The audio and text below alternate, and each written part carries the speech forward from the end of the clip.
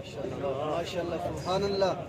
الحمد لله وحده والصلاة والسلام على من لا نبي بعده وعلى آله وأصحابه الذين أوفوا عهده الذين هم مفاتيح الرحمة ومصابيح الغرر. أعوذ بالله من الشيطان الرجيم. بسم الله الرحمن الرحيم. ما كان محمد أبا أحد من رجالكم ولكن رسول الله وخاتم النبيين. صدق الله مولانا العظيم. وقال رسول الله صلى الله عليه وسلم أنا آخر الأنبياء وأنتم آخر الأمم. وصدق رسوله النبي الأمي الكريم. ونحن على ذلك لمن الشاهدين والشاكرين والحمد لله رب العالمين. اکابرین و عمائدین امت، بالخصوص میزبان مکرم حضرت علامہ شبیر احمد عثمانی صاحب، صدر اجلاس جناب قاری عبدالوحید قاسمی صاحب، حضرت مولانا قاری عبدالمالک صاحب، حضرت مولانا قاری افضل خان صاحب، حضرت مولانا قاری منظور الحسن صاحب اور دیگر واجب الاحترام علماء کرام دامت برکاتہم. آج 6 فروری 2020 ہم یہاں مظفر آباد آزاد کشمیر میں ایک تاریخ ساز اجتماع میں اپنے عزم کی تجدید کرنے کے لیے جمع ہوئے ہیں، اور وہ عزم یہ ہے کہ انشاءاللہ العزیز جب تک ہماری سانس چل رہی ہے، جب تک ہماری جان میں جان ہے، ختم نبوت کا تحفظ کرتے رہیں گے.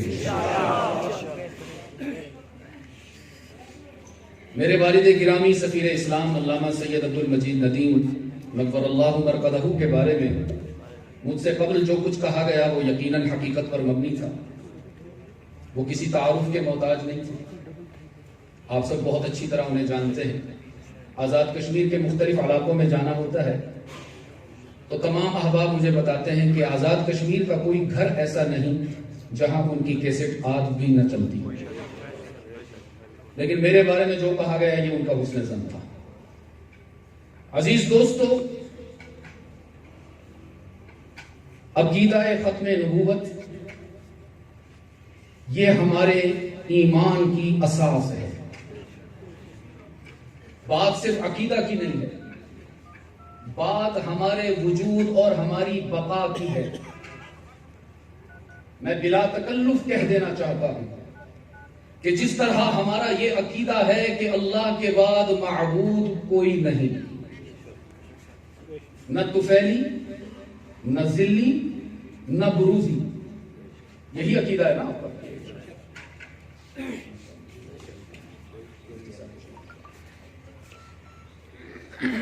میں تو آپ سب کے علم میں ہے پاکستان سے تعلق رکھتا ہوں، اور پاکستان میں بھی صوبہ پنجاب سے میرا تعلق ہے.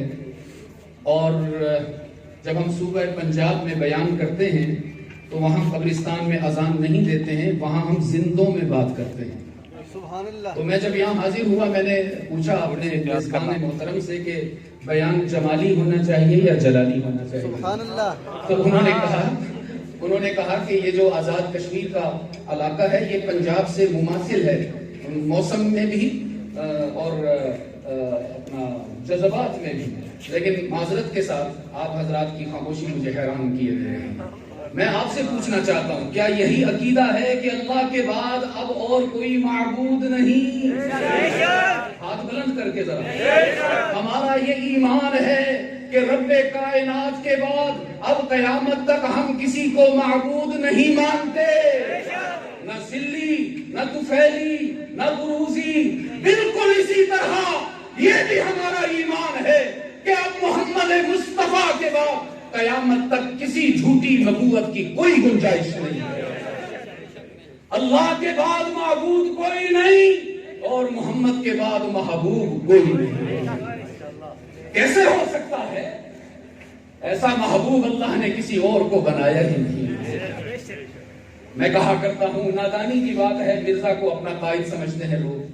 کتنے نادان لوگ ہیں چہ نسبت خاک را با عالم پاک.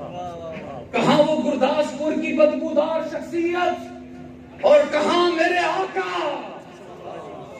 یہ فرمایا یہ امامہ کی سجاوٹ یہ جبین روشن. ہاں جی نا سبحان اللہ نہیں. آج آپ کی یہ جو مجلس ہے نا یہ بہت سی جگہوں پر دیکھی جا رہی ہے اور سنی جا رہی ہے. تو ایمان کی حرارت کا مظاہرہ کرنا ہے اور عشق مصطفیٰ میں ڈوب کر کرنا ہے. جواب ہوگا صلی اللہ علیہ وسلم. لیکن ایسا یہ ٹھنڈا منڈا نہیں ہے. ایسا آپ کہیے نا کہ اللہ اپنی قدرت سے آپ کے جواب کو مسجد نبوی تک پہنچائے. صلی اللہ علیہ وسلم. فرمایا یہ امامہ کی سجاوٹ یہ جبین روشن. صلی اللہ علیہ وسلم. یہ قبائے عربی اور یہ نیچا دامن. مردہ بھی دیکھے تو کرچا قریبان کفن. اٹھ چلے قبر سے بےتاب زبان پر یہ سخن کہ مرحبا سید مکی مدنی العربی. دلو جاں باد فدایت سے عجب خوش لقابی. منم میں دل و جمال تو عجب حیرانم. اللہ اللہ چه جمال است ودیب العجبی.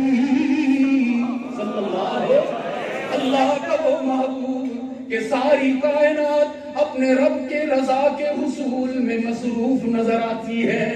آسمان کی بلندی بھی اس لیے کہ رب راضی ہو جائے، زمین کی وسعت بھی اسی لیے کہ رب راضی ہو جائے، سورج کی درخشانی بھی، چاند کی جوانی بھی، پھولوں کی مہک بھی، ستاروں کی چمک بھی، سبزوں کی لہک بھی، پہاڑوں کی استقامت بھی، دریاؤں کی روانی بھی، بارش کا نزول بھی اسی لیے کہ رب راضی ہو جائے. ان من شیء الا یسبح بحمدہ. کائنات کی ہر شے اپنے رب کی رضا کی فکر میں ہے اور میرا رب کہہ رہا ہے والضحیٰ واللیل اذا سجا. میرے محبوب مجھے تیرے چمکتے ہوئے چہرے کے انوارات کی قسم ہے. میرے محبوب مجھے تیری اس کالی کملی کی قسم ہے جس میں تو امت کے گنہگاروں کو چھپا لیتا ہے. والضحیٰ واللیل اذا سجا ما ودعک ربک وما قلی.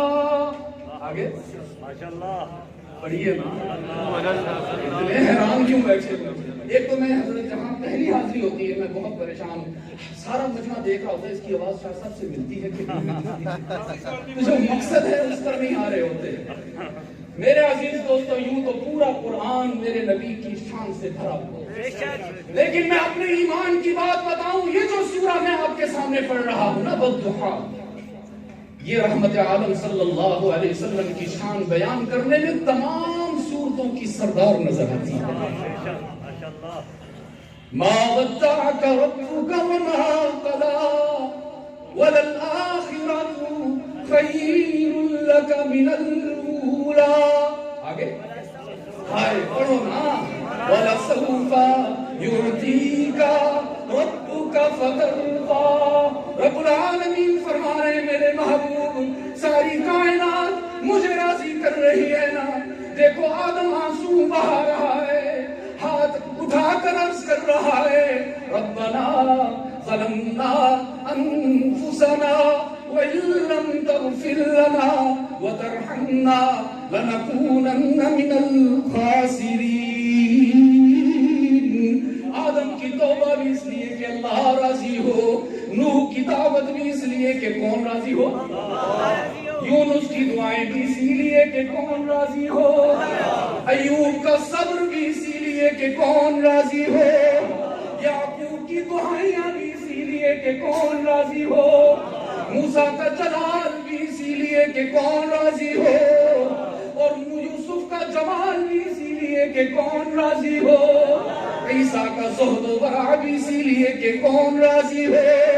رب العالمین نے فرمایا میرے محبوب ساری کائنات مجھے راضی کر رہی ہے، اور میرا اعلان سن، وَلَسَوْفَ يُعْطِيكَ رَبُّكَ فَتَرْضَىٰ، میں نے طے کر لیا، اپنے تقدیر کے قلم سے لکھ کر فیصلہ کر دیا میرے محبوب کہ حشر کے روز تجھے اتنا عطا کروں گا، اتنا عطا کروں گا کہ تفکر رہے گا ہی نہیں، تو مسکراتا نظر آئے گا۔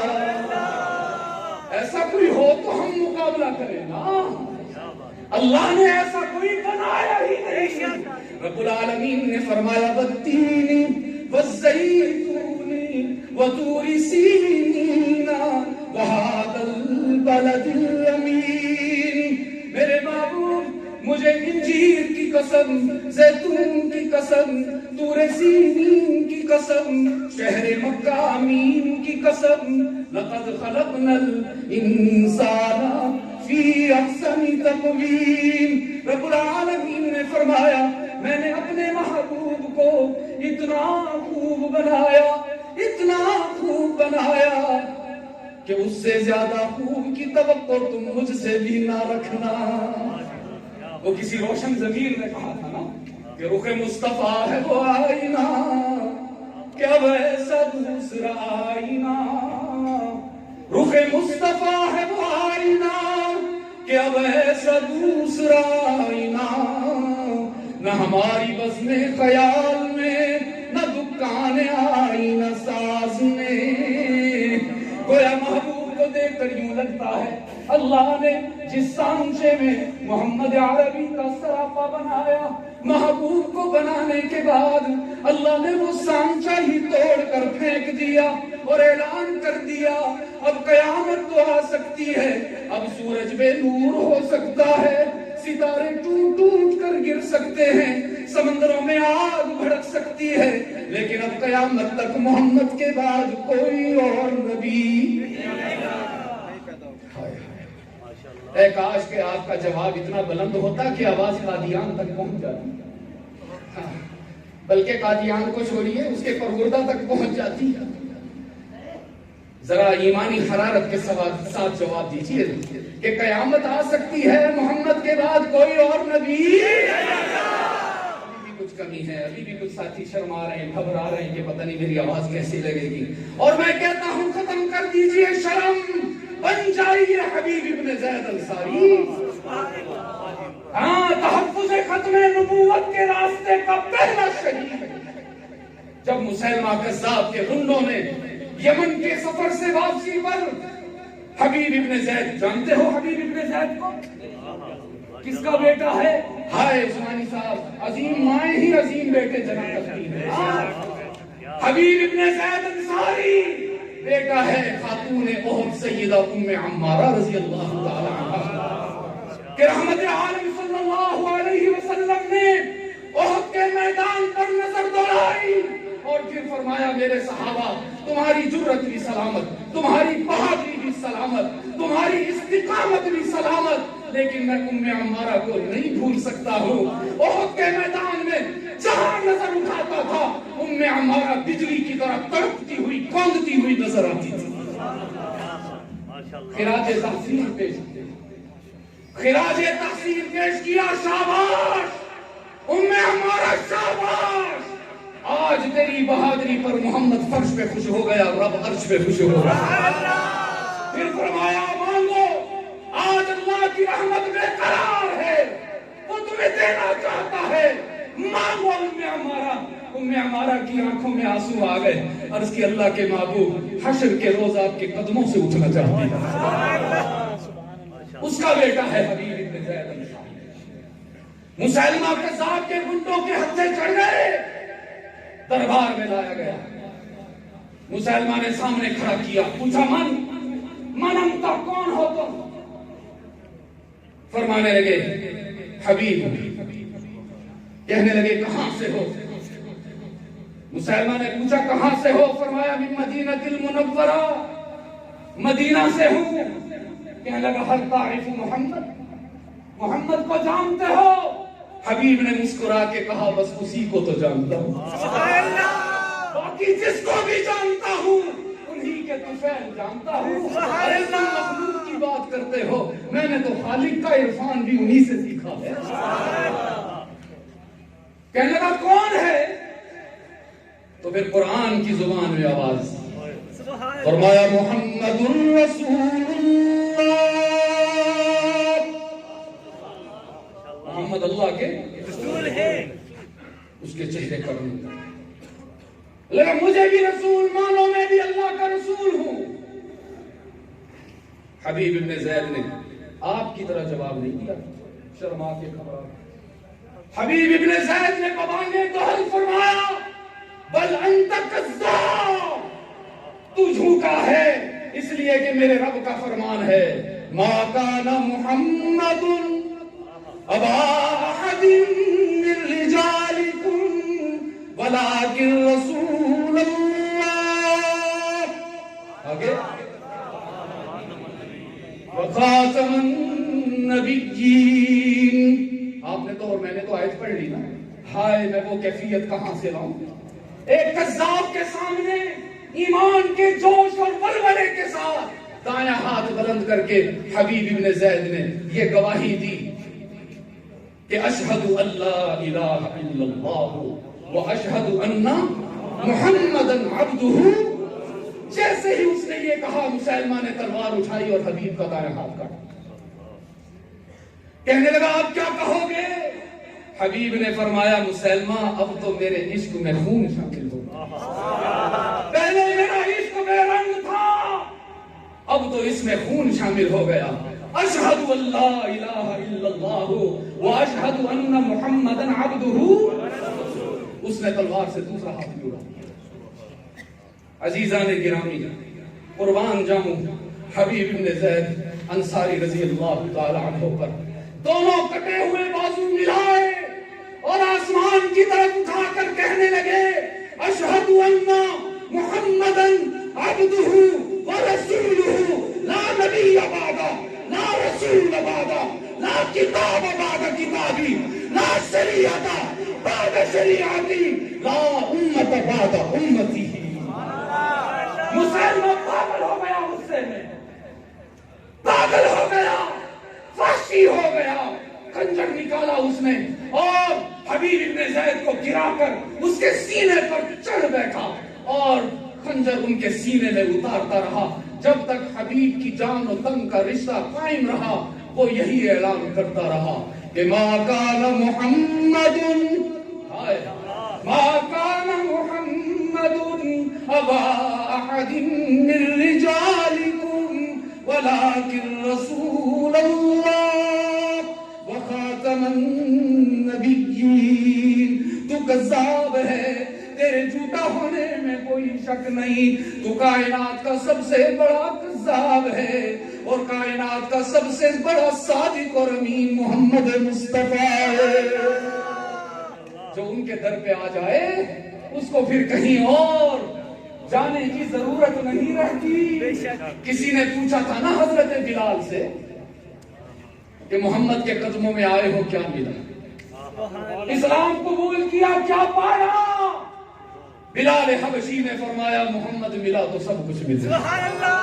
ان کے بعد کسی اور کی چاہت ہی نہیں، کسی اور کی تمنا ہی نہیں، بلکہ ان کے بعد بھی اگر کسی اور کو کوئی تلاش کرتا ہے تو وہ مرزا جیسا نادان ہے۔ میرے عزیز دوستو، یہ عشق کا سفر ہے، تحفظ ختم نبوت یہ عشق کا سفر ہے جس کی منزل محمد عربی کی شفاعت ہے۔ یاد رکھیے وہ لوگ جو اس مسئلہ کو سنجیدہ مسئلہ نہیں سمجھتے ہیں، میری نظر سے دیکھیں تو ان کا ایمان خطرے میں ہے۔ اس لیے کہ صدیق اکبر رضی اللہ تعالی عنہ فرمایا کرتے تھے اَيُنْقَصُ الدِّينُ وَأَنَا حَيٌّ، دین میں نقب لگائی جائے، دین میں کمی بیشی ہو، ختم نبوت پر ڈاکہ ڈالا جائے اور ابو بکر خاموش بیٹھا رہے، ایسا نہیں ہو سکتا۔ جب تک ابو بکر زندہ ہے دین میں نقب نہیں لگائی جا سکتی۔ عزیزان گرامی، اللہ کا ہم پر کرم ہوا کہ اللہ نے ہمیں محمد عربی عطا فرمایا، اپنے خزانے کا سب سے قیمتی ہیرا۔ آدم بھی ہمارے سر کا تاج ہے، نوح بھی ہماری آنکھوں کا نور ہے، موسیٰ اور عیسیٰ بھی ہمارے دل کا سرور ہیں، لیکن رب کعبہ کی قسم محمد جیسا کوئی نہیں۔ مجھے بخاری کی وہ روایت یاد آئی ہے، میں عرض کیا کرتا ہوں حضرت شیخ، نہ مجھے اپنے کسی سجدے پر ناز ہے ہی نہیں کرتے، نہ اپنے کسی روزے پر مان، نہ اپنی کسی نیکی پر گھمنڈ۔ مجھے اگر مان ہے، مجھے اگر ناز ہے، اور مجھے اگر گھمنڈ اور اعتماد ہے تو بخاری کی اس روایت۔ امام بخاری روایت فرماتے ہیں کہ رحمت عالم صلی اللہ علیہ وسلم حلقہ احباب میں تشریف فرما ہے، پتہ نہیں کیا ان کے دل میں آیا، اگر نہ بھی بتاتے تو کون سا فرق پڑتا۔ فرمانے لگے میرے صحابہ آج تمہیں ایک ایسی بات بتانا چاہتا ہوں کہ آج تک نہیں آتا۔ پوچھا گیا محبوبہ نے ارشاد فرمائی ہے، فرمایا ان لکل نبی دعوۃ قد دعا بها فاستجیبا، اللہ نے اپنے ہر نبی اور رسول کو ایک اسپیشل دعا دی تھی۔ ویسے تو ہر نبی کی ہر دعا ہی اسپیشل ہوتی ہے، لیکن اس دعا کی خصوصیت یہ تھی کہ جیسے ہی نبی وہ دعا کرتے اللہ اسی وقت قبول فرماتے۔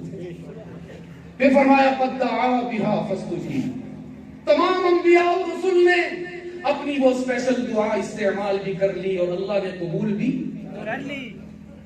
صحابہ نے عرض کیا اللہ کے محبوب تمام انبیاء اور رسول میں تو آپ بھی شامل ہیں، ہمیں نہیں علم کہ اس دعا سے آدم نے کیا مانگا، ہمیں نہیں خبر اس دعا سے ابراہیم نے کیا مانگا، اسماعیل نے کیا مانگا۔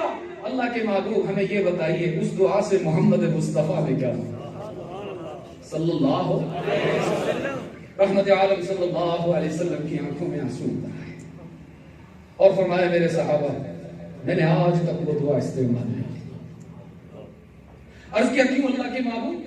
زندگی کے سفر میں کوئی موڑ ایسا نہیں آیا جب آپ کا دل کرتا ہو کہ آج وہ اسپیشل دعا قبول کرواؤں؟ رحمت عالم صلی اللہ علیہ وسلم نے فرمایا میری زندگی کی کتاب کا ہر ورق تمہارے سامنے کھلا ہوا ہے، کچھ چھپا ہوا نہیں ہے۔ تم اچھی طرح جانتے ہو کس طرح مجھے ستایا گیا، مجھ پر مظالم ڈھائے گئے۔ کبھی میرے بلال کو تپتی ہوئی ریت پر لٹایا جاتا، کبھی میرے خباب ابن عرط کو انگاروں پر بھونا جاتا، کبھی میری سمیہ کی لاش کے ٹکڑے کیے جاتے، کبھی میری بیٹیوں کو طلاق دی گئی میرے صحابہ، لیکن میں نے وہ دعا استعمال نہیں کی۔ صحابہ نے عرض کیا اللہ کے محبوب کب کریں گے؟ ہائے ہائے۔